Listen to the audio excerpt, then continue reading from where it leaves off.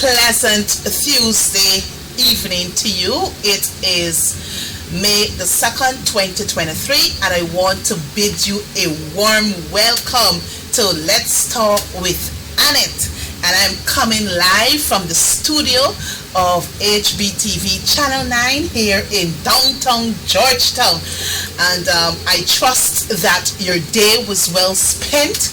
I know for a fact we had a long weekend, Saturday, Sunday, Monday, yesterday being Labor Day, and I know many of our workers, whether the teachers, public servants, nurses, they showed up in their numbers, to demonstrate and call to action to the government that they need better wages, better salaries, better working condition, amongst every other thing, and more so respect in the public service. And I trust that today your day was well spent. I trust that you were able to accomplish what you set out to accomplish today. But I want to put you at ease. Don't let the color fool you. It is not color red at all. This is not color red. It is actually a burgundy color. So please don't mix me up. I haven't crossed. I have nowhere to go. I will stay solid green with APNU PNC or APNU AFC. So I'm pleading with you, don't let these colors fool you at all. It is not red, it is burgundy. Anyway, let's get into business. But just before we get into business, I want to take to shout out once again to our public servants a happy Labor Day, and I trust that your day was well spent yesterday amongst peers and other co-workers. That being said, I also want to take this opportunity in extending birth anniversary greetings to those of you who are having a birthday today, whether you had one yesterday or you're to have one later down in the week.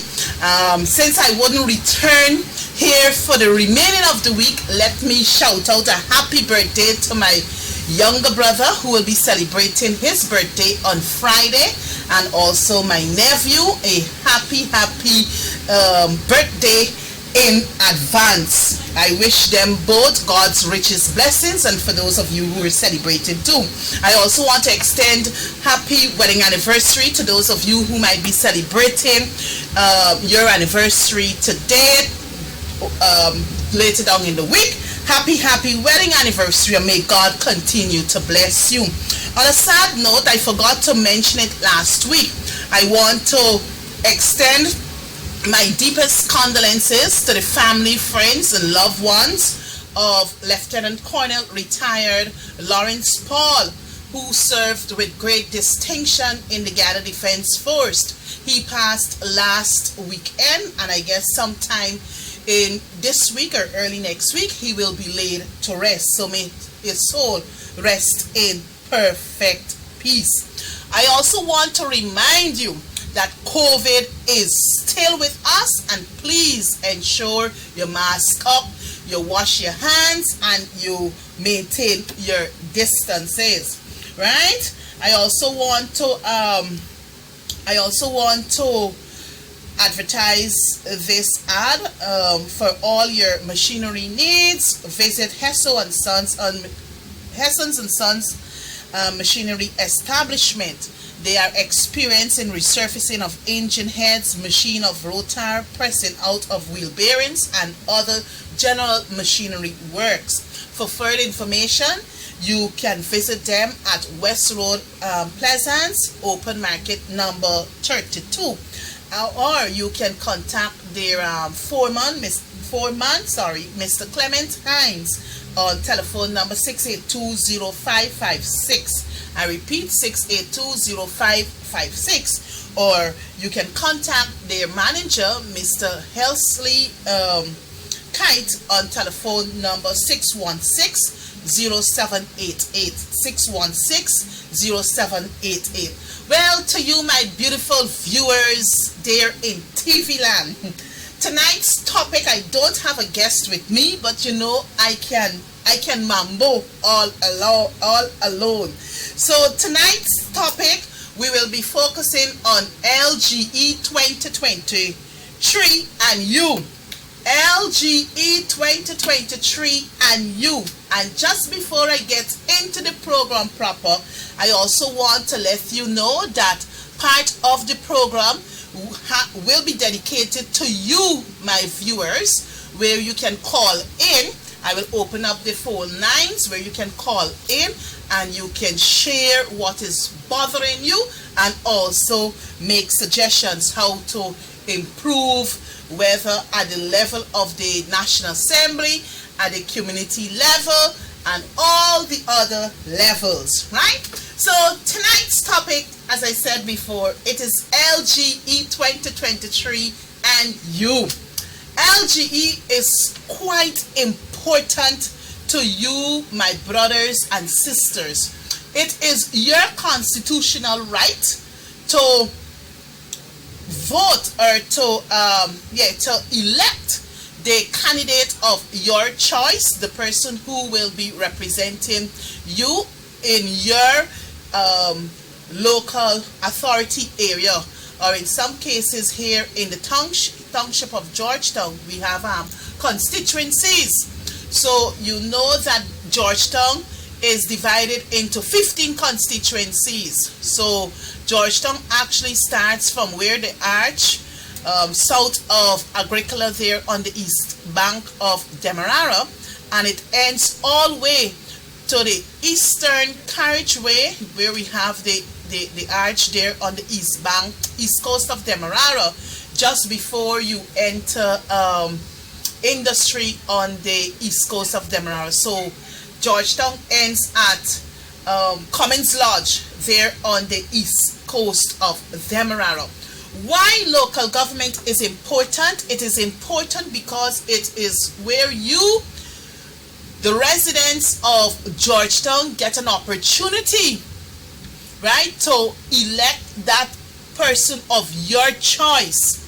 And you know that local government is indeed important to all of us because it actually addresses or seeks to address things that are happening to us at the local level. And just as last week, I made mention of our garbage situation. I made mention of the grounds in our communities that are not being cleaned or maintained on a regular basis. I also made mention of the parapets, the clogged drains around the city. You saw what happened 2.5 weeks ago when we had just a couple hours of rain, and actually the entire city or sections of Georgetown was actually under water. So it is important for you to go out there so that you can elect or vote for that person of your choice. Because when you vote for that person, it is their responsibility now when they sit, with their other colleagues at the municipality level there. You can rep, you can move motions, you can move petitions at the level of the council calling for issues that are affecting your constituents to be addressed. And you will agree with me that the city of Georgetown has returned to the garbage city. When the coalition took office in 2015, May of 2015, we actually went on a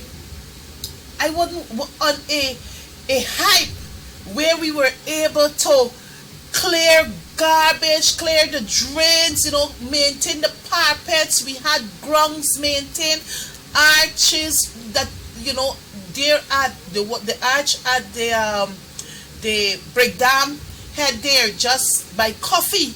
I never knew that was an arch.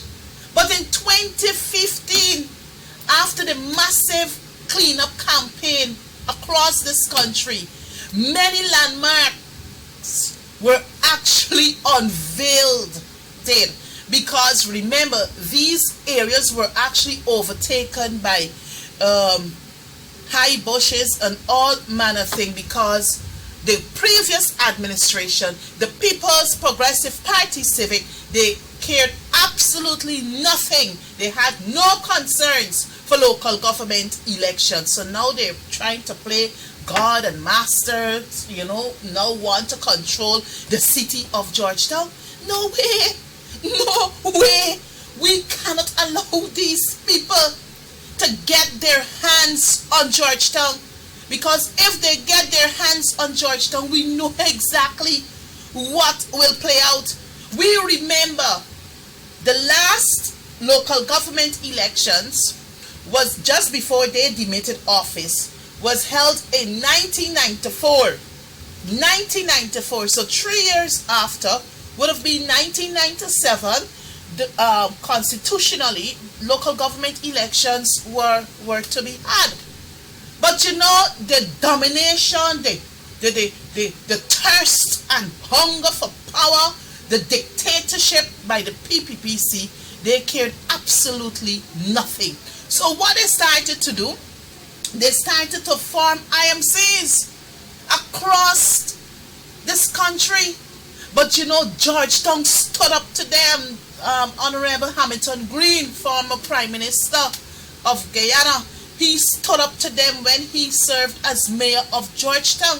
He said, no, this city will not have an IMC imposed upon it. And fought he did.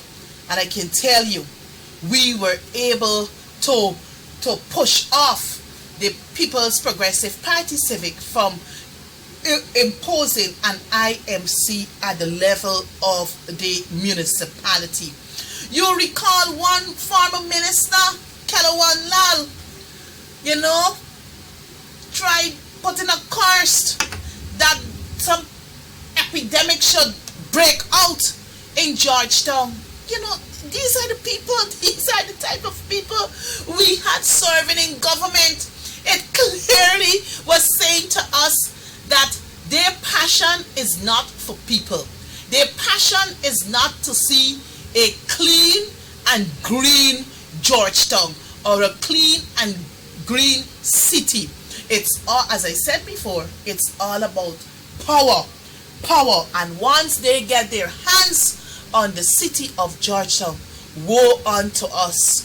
Woe unto us. So I want to say to you, my viewers, I know many of you are following me here in Georgetown. You have to play your role. The stats will show that local government elections, you would have a low turnout, because we saw it when we reintroduced local government elections in 2016. People did not turn out in their numbers, because you know what they said? Man, they worry with local government elections.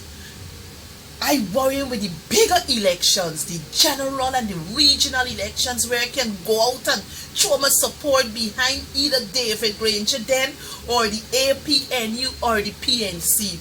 So for 2016 and 2018, we didn't see a large turnout in our stronghold.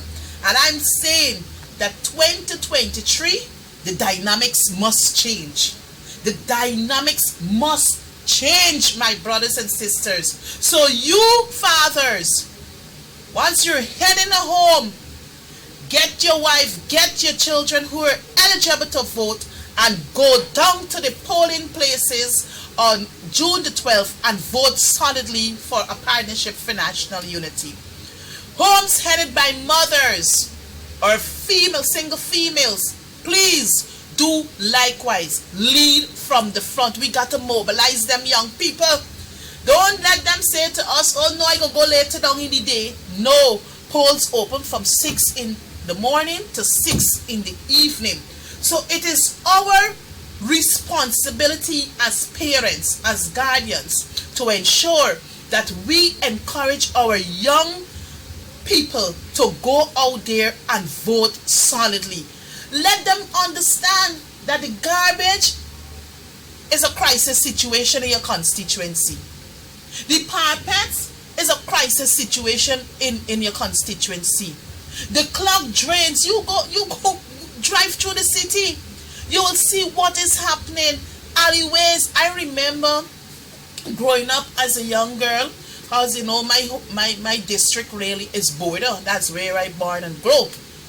Border, Albert Street Border, and I can tell you, I remember going to school because my parents' house is actually close to an alleyway.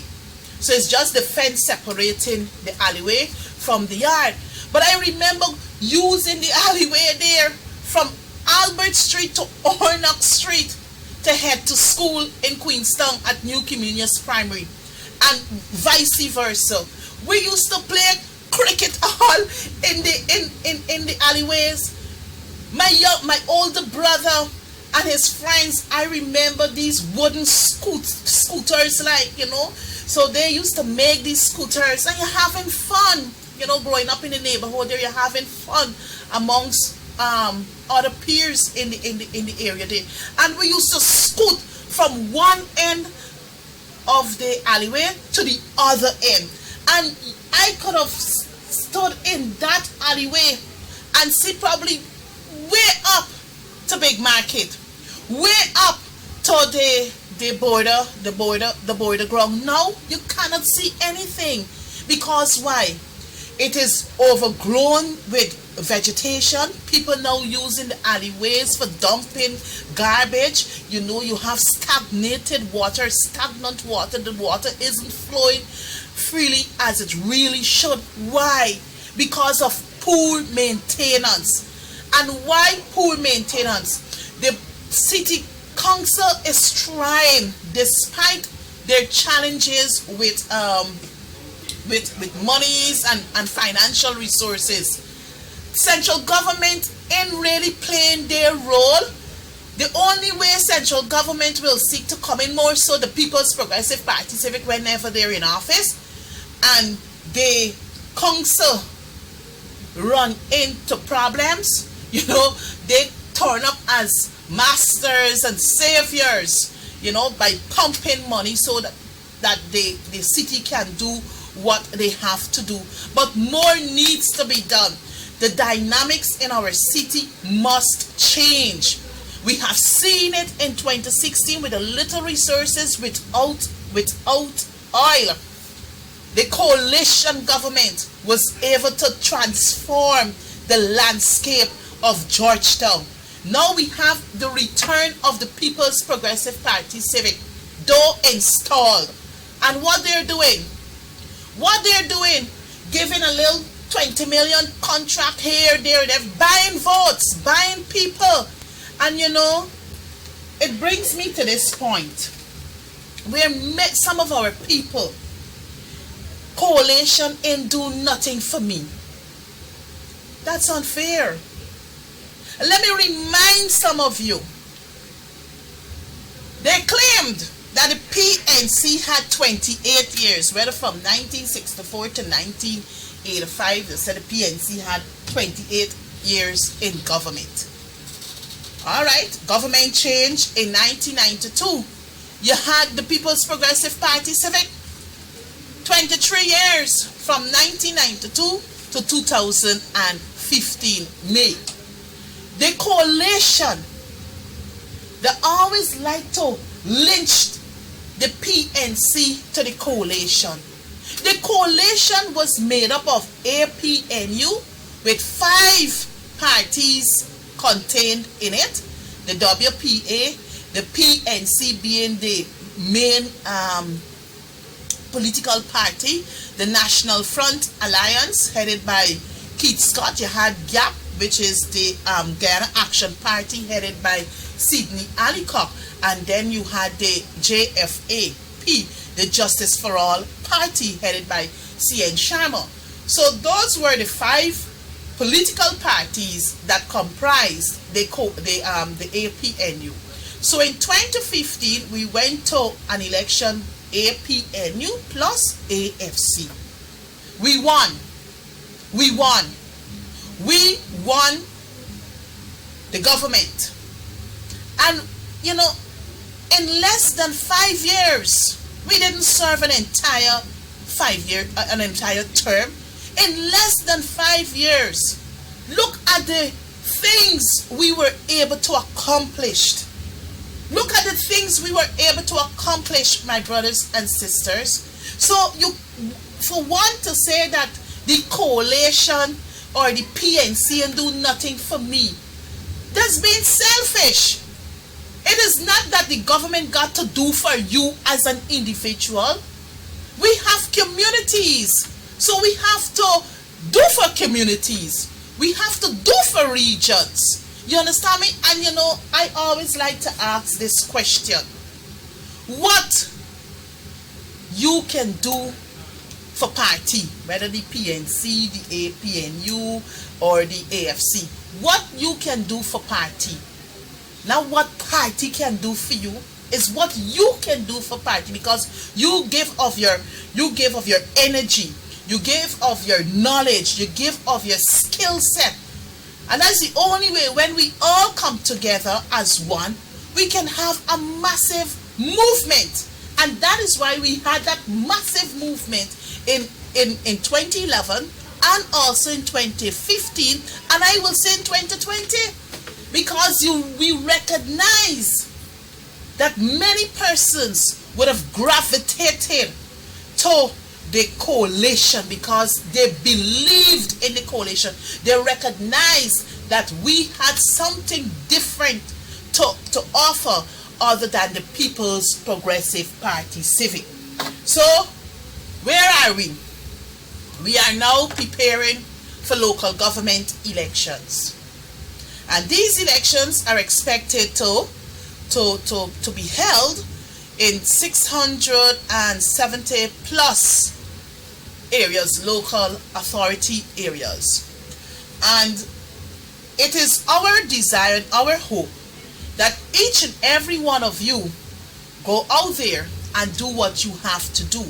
You will see the APNU, PNC, we will be unveiling our candidates in the various NDC areas. I know Bartica has started, Region 5 has started, some part of Region 5 there, they have started, and I know Linden too, they have started, Sharma Solomon and Comrade Vanessa Kisoon, along with others. They have been going out and meeting and holding meetings, community meetings, selling themselves as to why support the APNU PNC. But I want to share a video with you because we knew what played out during the lead up to nomination day, where we got dead people voted. We have not voted, signed on backers form or signed as backers. Migrants, they too had, you know, their signature forged amongst every other thing. But I want to take you back a bit, because you know for a fact that we have been hammering home the need for a clean voters list. We have been saying that we need biometric. We have been saying that it is time GCOM, you know, Claudette Singh go, and we have a whole restructuring at the commission there. So the APNU AFC, we are on record making these demands. And in 2015, after the general and regional elections and the People's Progressive Party lost those elections, this is what that Jagabat, as a person, this is what he had to say. And I'll ask the operator to cue it up for me, please. So operator, kindly play the video and hear what Jaglio had to say after the People's Progressive Party Civic lost those elections. Over to you, operator. We are going to make changes with our commissioners. We are going to argue for several changes at GCOM. First of all, we believe that Surge Valley does not have what it takes to deliver free and fair elections. And this is since the last election? Yes, we believe that he has succumbed to pressure, that he has allowed this institution to act in a partisan manner, and he is in charge. He can't put the blame on the chief elections officer. He's in charge of GCOM, and therefore the party has called for him to resign.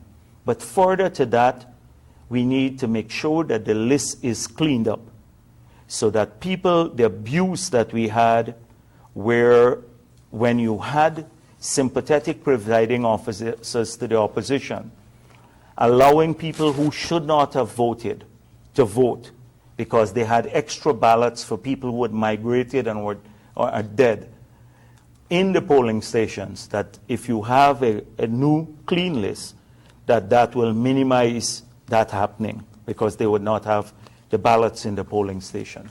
Secondly, we need enhanced biometrics, because when some presiding officers said, like we had some cases in Victoria, this is Mr. X, just looking at the photo, and the polling agent from the party sits across the room or is in a hostile area, is afraid to object. They allowed a number of people to vote who should not have voted. But if you have biometrics, enhanced biometrics outside of just a photo ID, it could minimize that happening.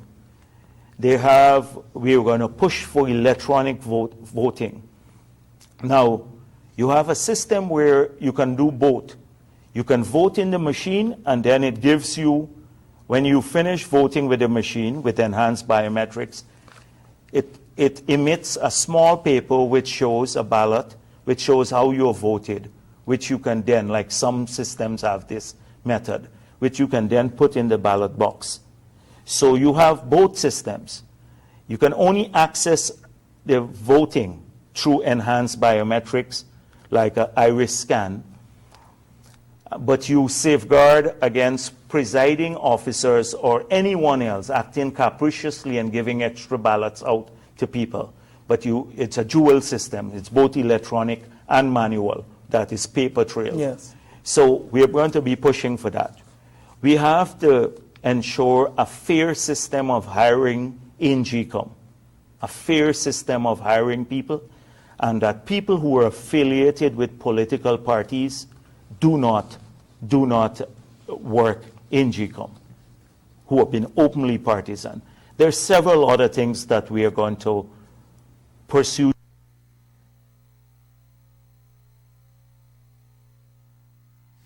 So, viewers, listeners, you've heard from the man himself.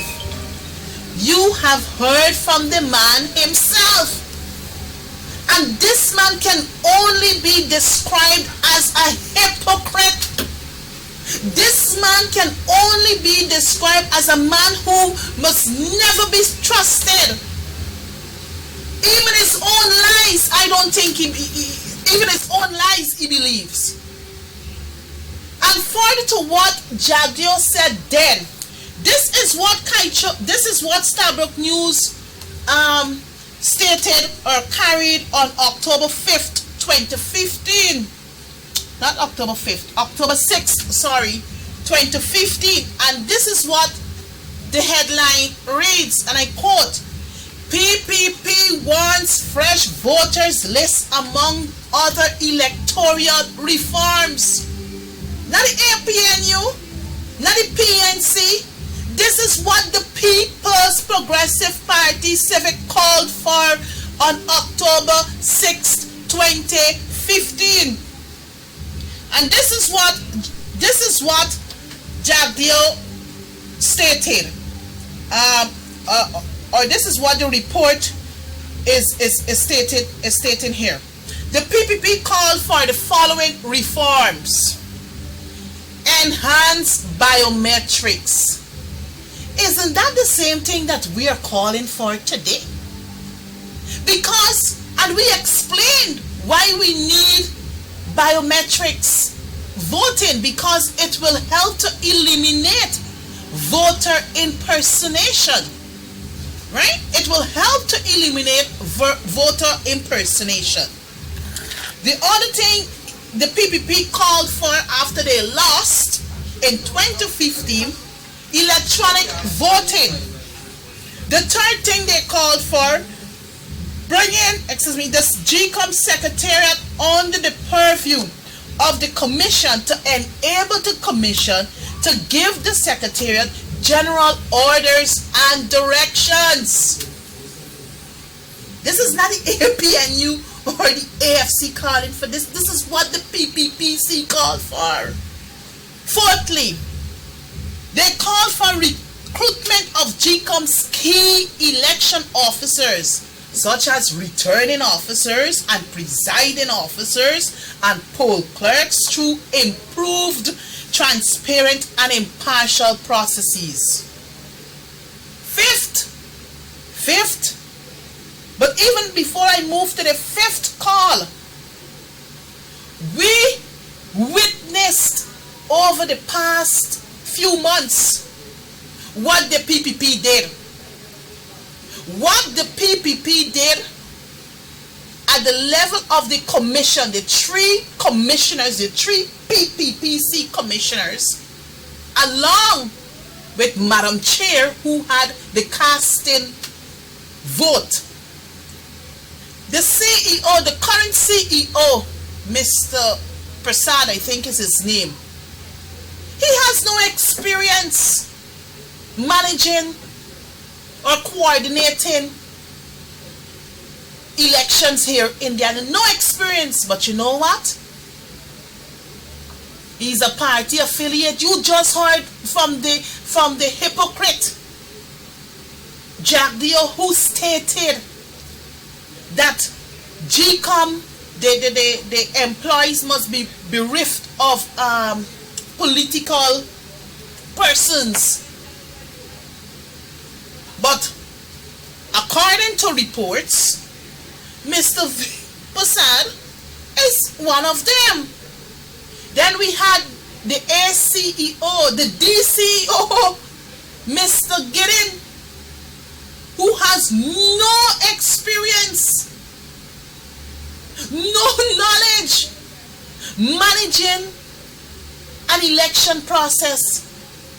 But because of Claudette Singh with the deciding vote, she got together with the PPPC and decided that, well, hey, she is going to dance to their tune. That is why we're calling for her to go.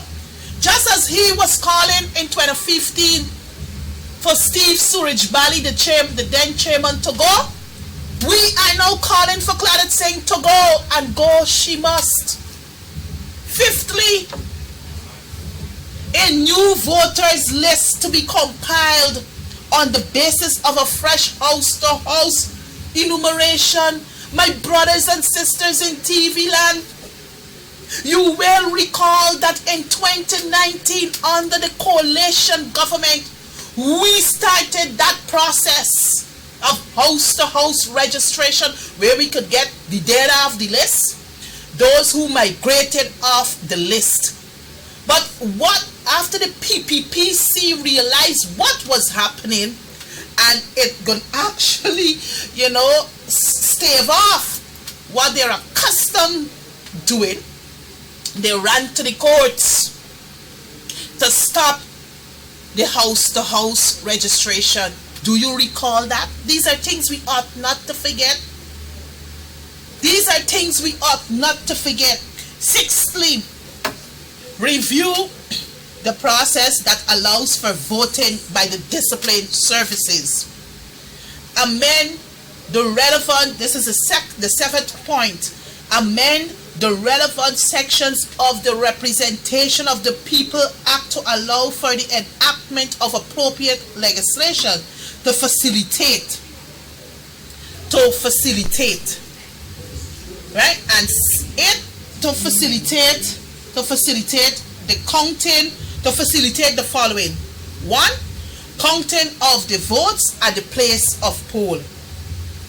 A new voters list compiled on the basis of house-to-house enumeration.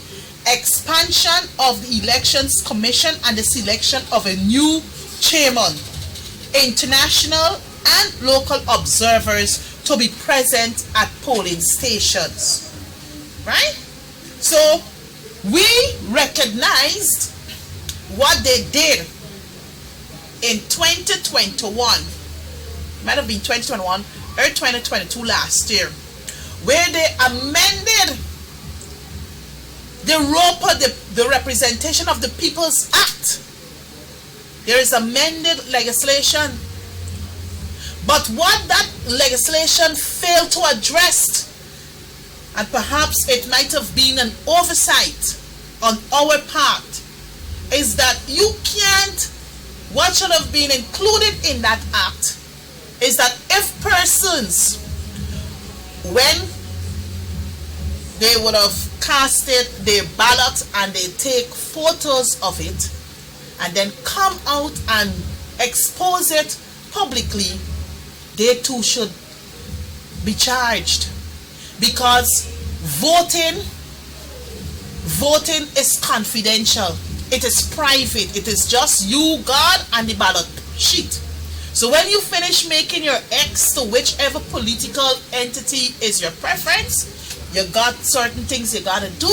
Fold it, get it stamped with the 6-digit numbers, and you place it into the ballot box. Not to take photo of it and have it displayed across the place. And that is why we have to speak to our young people come this local government elections or any other elections. Don't let them take photos because the PPP promised them a 10,000 or a 20,000 to show that indeed they voted for the People's Progressive Party. So if the money gonna run out, 20,000 these days, you can't even go into the market with it. So I'm saying, and the eighth point has to do with the selection of a new chairman of GCOM. Well, we know in 2023. So we in the AFC, we're calling for Claudette Singh to go because we realized that she mismanaged the whole elections process in 2020. And then for this local government elections, we're seeing how she's playing her hands. See, she's already showed her hands how she intend to deal with this upcoming local government elections. So Claudette Singh must go. The coalition needs a new voters list to get rid of the dead and the migrants off the list. We're asking for biometrics. So these calls weren't new. It's not the coalition calling for these things. It is the PPP in 2015 who called for these things. And that hypocrite, that shameless man, all that he does is sit every Thursday to spew propaganda and tell lies and call people names. Brothers and sisters, the time has come for us to open our eyes and see that this man who called himself a vice president, of which he's not, what he's doing to this nation, he has no good. All that Mr. Barrow Jagdo is concerned about is himself, he and I, to live on the backs of you and I. What we face on a daily basis in the market, Jagdo and others don't face that, because it is us as taxpayers who take care of his expenses. So I'm saying to you Guyanese, the time has come. Just hold the line, caller. The time has come. Come June 12th, the PPPC must be rejected at the polls. So we don't care how high or how wide they jump to put intimidation into us to say, look, we were able to get crossovers from the People's National Congress reform. Nomination don't win elections. Is come E-Day. Come E-Day when you and I will have our say at the ballot box. So we recognize what happened on after nomination day. The dead people vote, dead people don't sign forms. How dead people sign in forms? How the dead sign forms? And you would recall what happened during the recount, what we revealed. Operator, just throw it up for me, please. What we revealed what was revealed during the recount. That is what was revealed. Can you zoom it in a bit for me, please, operator? 61 persons, dead persons, names were ticked as voted. You see? We had 4,864 absent voters. What this means is that 4,864 persons were not in the country to cast a ballot, but their names were ticked on the voters list. What else we had? 150 stuffed ballot boxes.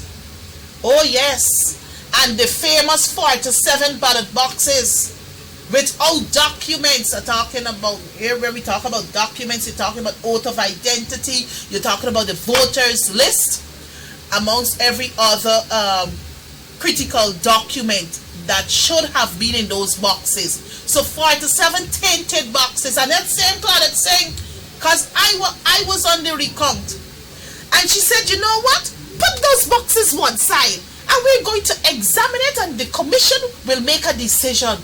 Next morning, Claudette mouth swing.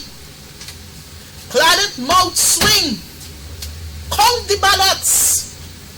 And then we had 1,278 missing oaths of identity. That is what we discovered during the recount. So we ought not to forget these things, Guyanese.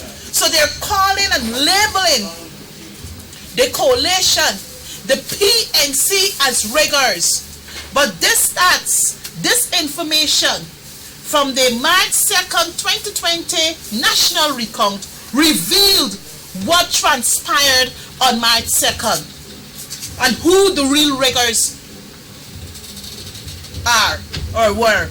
And then we had heading into local government 2023, we recognized what has happened leading up to those nominations. So don't let me get too confused and lose our focus. Let us remember what happened. And these people in 2006, when the AFC won the seat in Linden, you had Sam Hines who was squatting on that seat. They went to court with a petition. You know the courts already. In 2011, and who they had there was Gokul Buru as the chief elections officer. In 2011, operator can bring me back in. In 2011, one of our commissioners witnessed, Vincent Alexander, his eagle eyes and his analytical skills, he was able to pick up that Google Buru was about to declare, change up the figures to declare the PPPC the majority. But as fate would have it, the APNU and the AFC, at that time, we had controlled the National Assembly. You remember it after the November 2011 elections? And then in 2015, what we had? Gokul Buru again. attempted to change the figures to declare the People's Progressive Party Civic the victors. But again, the eagle eyes of Vincent Alexander Commissioner was able to thwart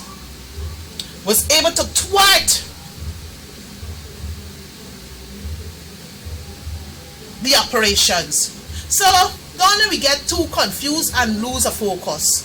Don't lose focus. We got to ensure we keep wearing our blinders or our blinkers and keep our head straight. So I know that I promised to open the lines. I have about 7 minutes to program time. So I will open the line. Please be respectful. You know the order. Please be respectful. Caller, a pleasant evening to you, my dear. A pleasant evening. Welcome to Let's Talk. Hello? Caller? Yes, caller, you hearing me? Hello? Hello?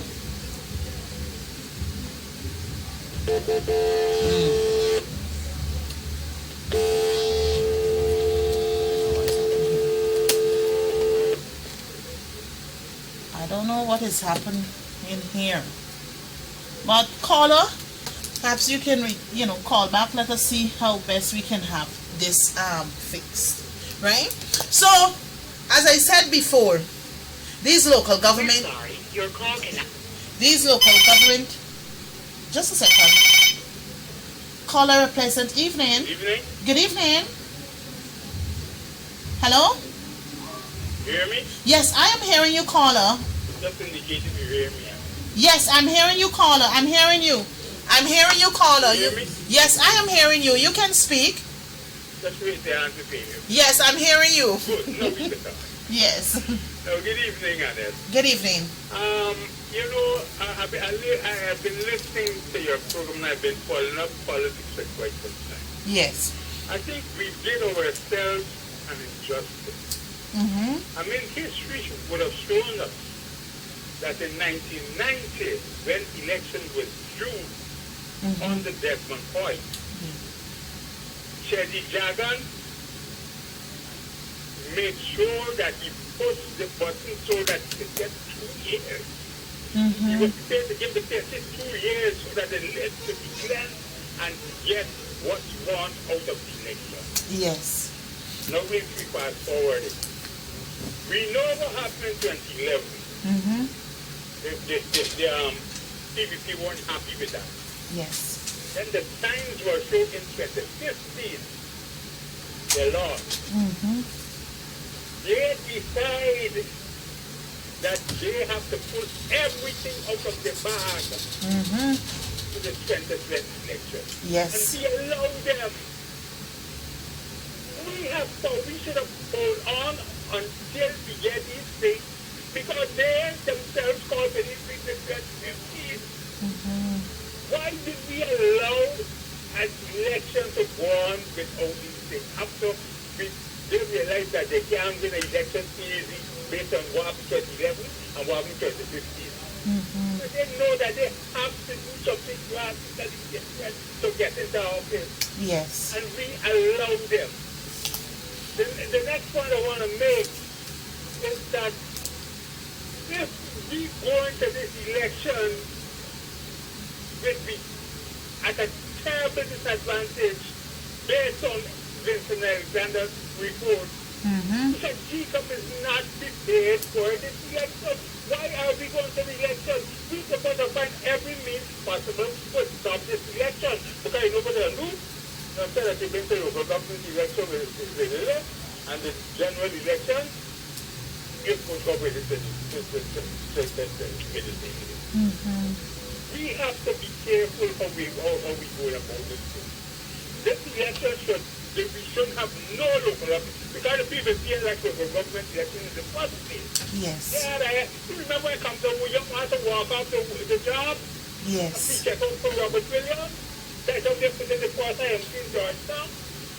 Yes. We must remember these things. Mm-hmm. And we must not give them no edge. That's my contribution. Yes, thank you very much, caller, for your contribution. Thank you very, very much. I want to thank the caller for his contribution. And you know, it is discussions like these that will help us to educate ourselves and that of our generation. You know, because we must remind persons of what really transpired. An election ought to be a democratic process.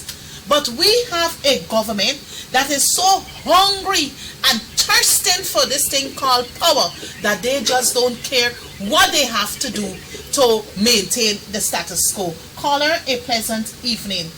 Yeah, to came to you. First of all, could you please take me off the air? Take you off the air? Where you wanna Yes, because first I called in for Saturday and tried to program.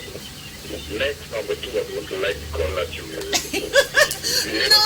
man, the color is not red, you know. I don't like that color that you're wearing there. Alright, but the color is not red, you know, the color gonna look red on screen, but the color is burgundy. No, next thing I want to see, right? Yes. Y'all gotta come out going serious and enlighten people.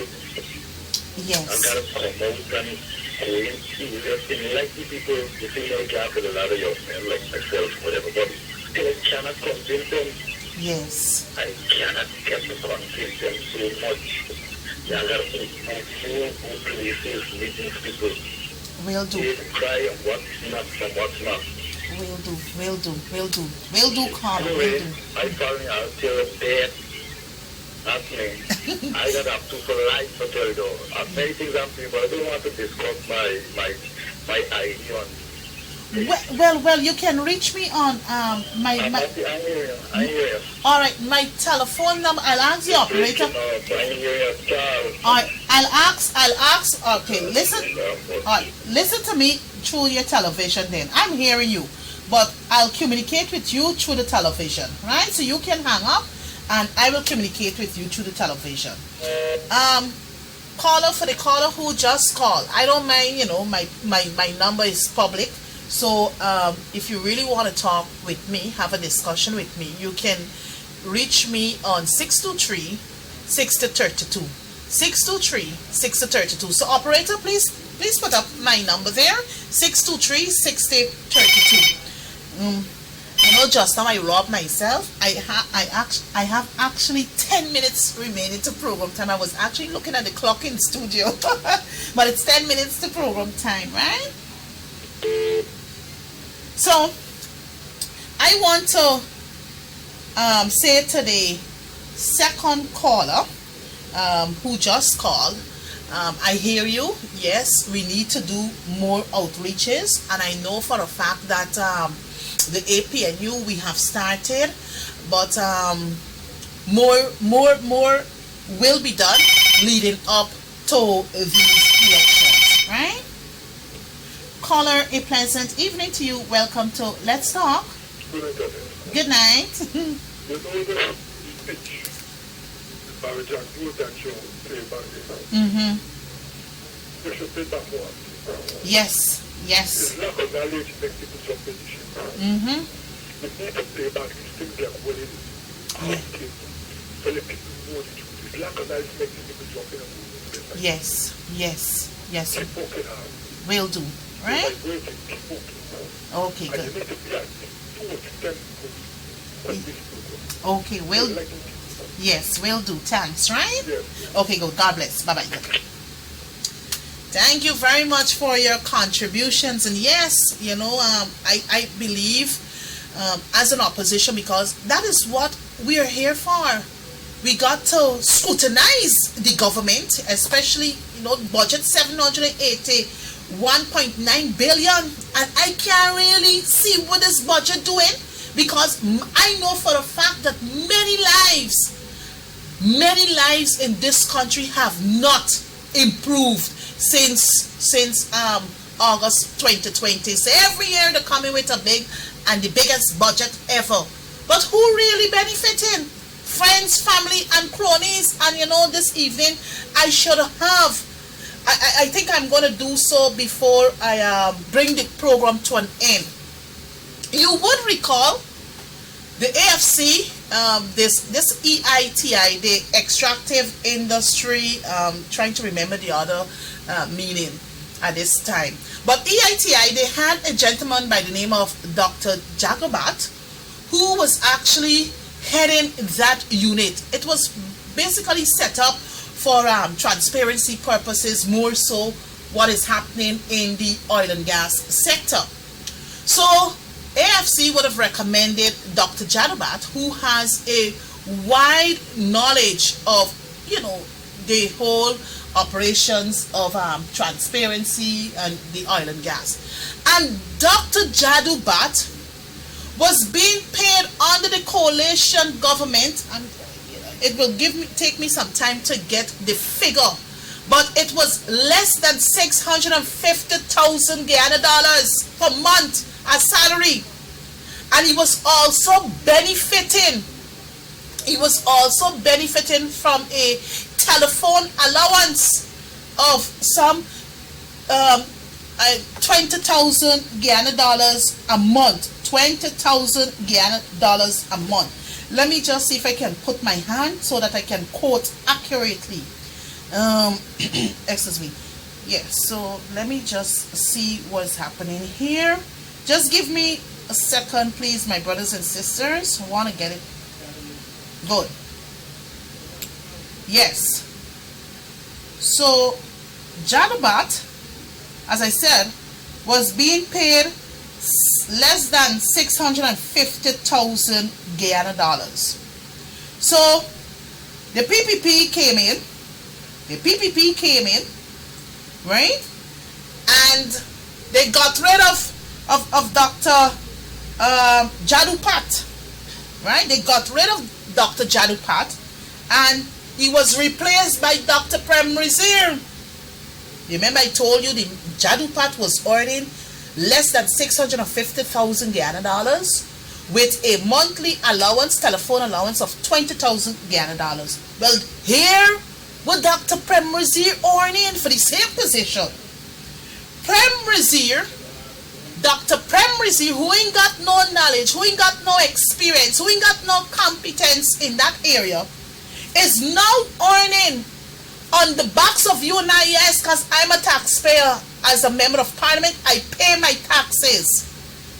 840,000 Guyana dollars a month. You hear? While Jadupat, I get a figure for Jadupat. Jadupat was earning $639,229. So Prem Rizir is now earning 840,000 Guyana dollars. Plus, he getting a residential allowance. Jadupat didn't get that. Jadupat didn't get residential allowance. So the residential allowance is now 387,000 Guyana dollars. Yes, taxpayers. This is what these people are doing. Paying their friends and families and cronies huge sums of money for doing nothing. These monies are your money and my money through our taxes. And then I think he's also getting, I think it's $20,000 for telephone allowance. So you're getting 840 plus 387,000. That's over 1 point something million Guyana dollars, close to 1.2 million Guyana dollars, plus a 20,000 allowance. Now, as a minister of government, as a former minister of the government, I didn't earn 700,000. I didn't earn 700,000. My salary as a junior minister was 695,000 Guyana dollars as a junior minister.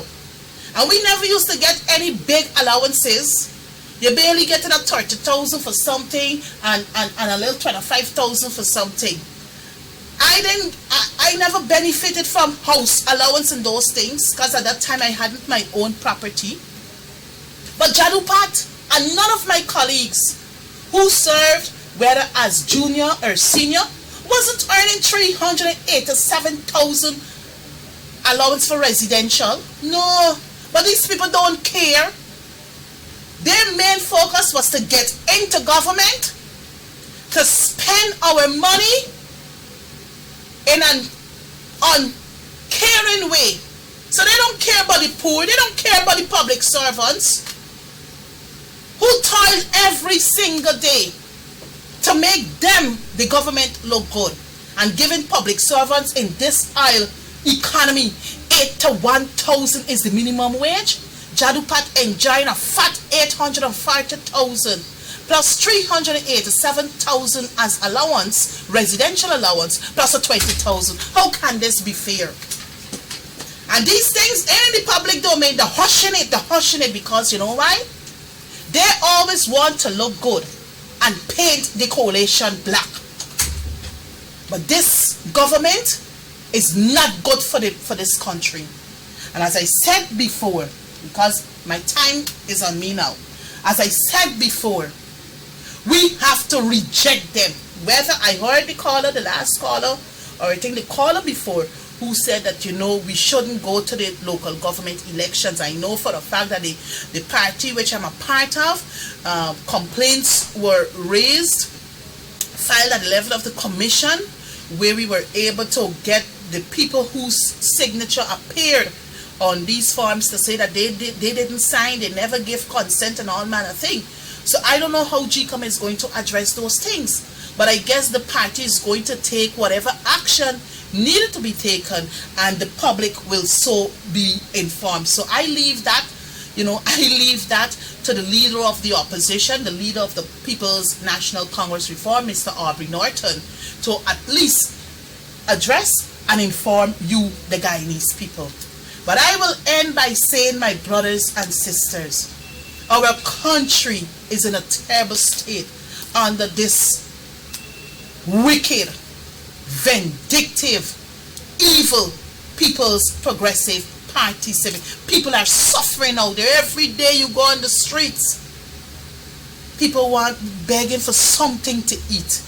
And these people living large and mighty on the backs of us taxpayers. And when you talk, they want to come after you. But I just arm myself with my facts before I speak. So I want to end by saying to you, my wonderful people who would have contributed to this program, thank you so much for joining me. I do look forward to you joining me next week for another edition of Let's Talk with Annette. And you see, all you gotta do is go to your YouTube channel or your YouTube page and just type in Let's Talk with Annette. So if you missed the program, you will be able to, sit in the comfort of your home and replay the program. So just go and to the YouTube channel there and press like, and you'll get the notification. I want to say to you, let us keep the focus.